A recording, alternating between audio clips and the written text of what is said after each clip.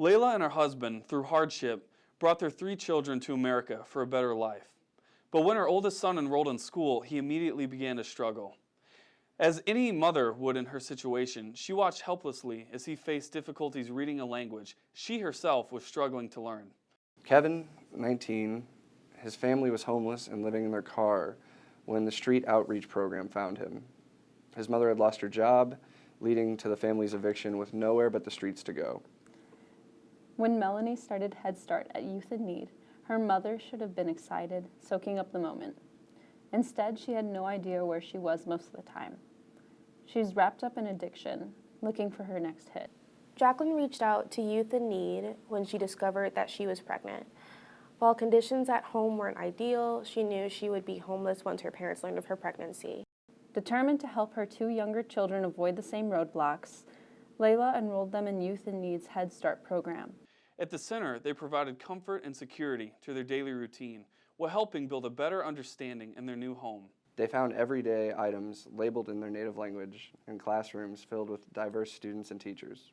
The street outreach program secured housing for a sibling at a local youth shelter while his mother arranged to stay with a friend for a few days, comforted by the fact that her children were safe. They provided Kevin with emergency items and transportation so he could continue his GED classes.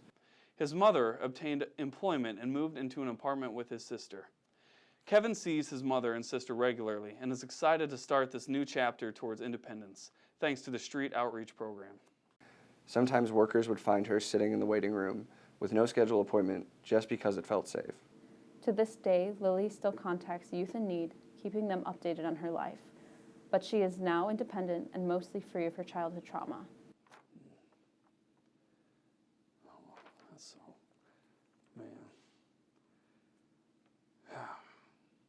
That's so sad, but that's so cool how, yeah, she can just go there and feel safe, you know, because, I mean, if Youth in Need wasn't there, you know, where's she gonna go, you know?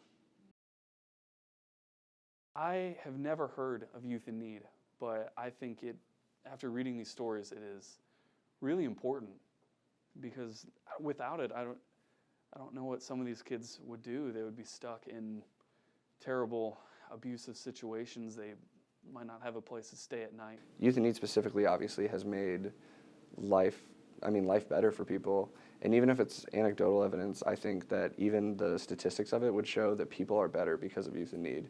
And like I was saying before, it's all a domino effect.